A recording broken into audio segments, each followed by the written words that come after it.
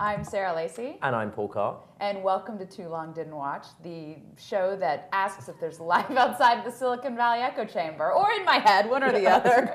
I just finished a book. Did I mention? The ask is anybody watching. It's going to be slow right now. So answers today, the question, is this thing on? Today, Paul. Yes, Sarah. Guess who we have?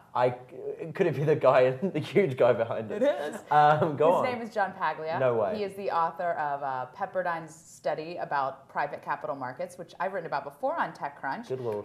He does a survey of a lot of different venture capitalists. It's sort of a leading indicator of where the industry's moving. And he found one particularly interesting note this quarter, and that was that the bulk of VCs said they were investing in places that weren't Silicon Valley. Southern California was the biggest one, I believe, followed by the Southeast, the Southwest, and the Southeast, which is where I'm from, and there's usually no VCs.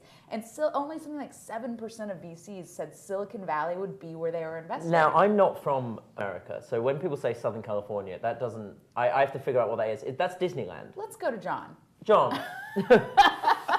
John, thanks for joining us. So people are investing in Disneyland. That's what I understand.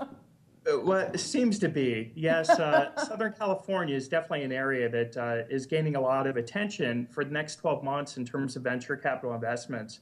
And, in particular areas like Orange County, Los Angeles County, Ventura County, and so forth are becoming a bit of a hotbed, if you will, for future investments here. Is it biotech? I mean, that seems to be where Southern California has done well before. Is it web stuff? I mean, we've been hearing about New York becoming a big hotspot. So the numbers were surprising to me. I would have expected if something was taking over momentum from Silicon Valley, it would have been New York. And New York wasn't really featured at all. Right. I mean, not significantly, right?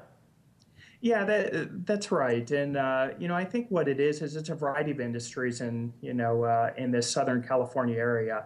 I wouldn't say any one thing in particular, but just a variety of a good mix of opportunities that are existing down here.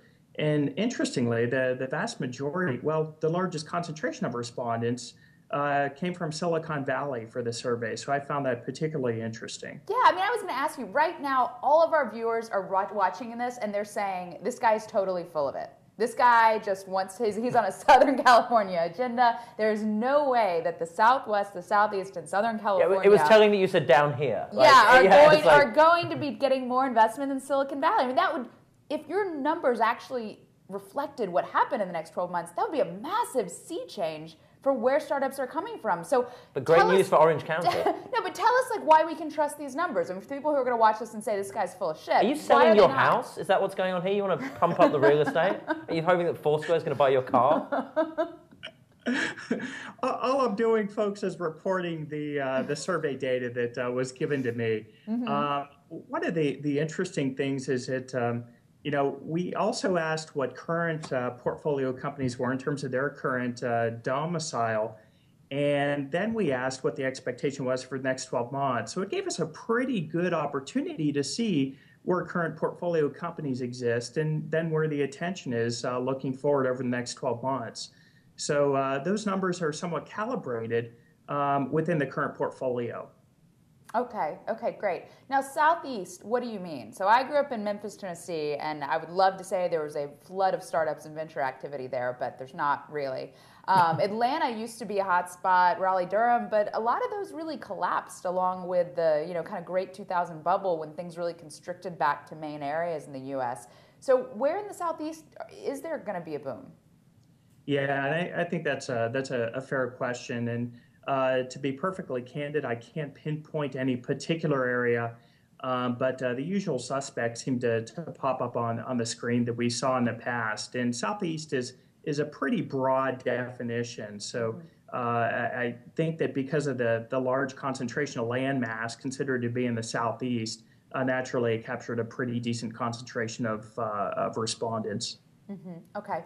So, I talked about how the Silicon Valley people are probably watching this and saying it's ridiculous. We have a lot of that's crazy. They're like, I'm ridiculous. Well, the companies didn't. Yes, no. They are ridiculous. Yeah. But, we also have a ton of viewers who get so sick of us only writing about Silicon Valley companies, and they always say TechCrunch only cares about Silicon Valley, and they're probably cheering right now. I mean, overall, you speak a lot for our viewers. Like, there's this one guy. I read a lot of comments. I mean, we have vocal viewers. I'm not just sure one guy watches. Go what? But John, what is the 50,000-foot view to this trend? I mean, does it mean there's just more money out there for everyone? Does it mean there are sectors beyond the web that have certain strongholds in areas? I mean, what is sort of the intelligent takeaway from these numbers?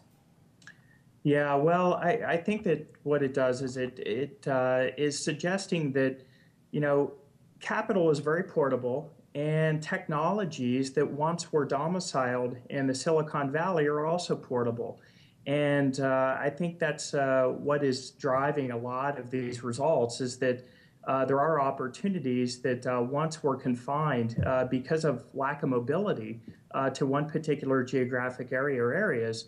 And now we're seeing that this is much more portable than what it had been in the past.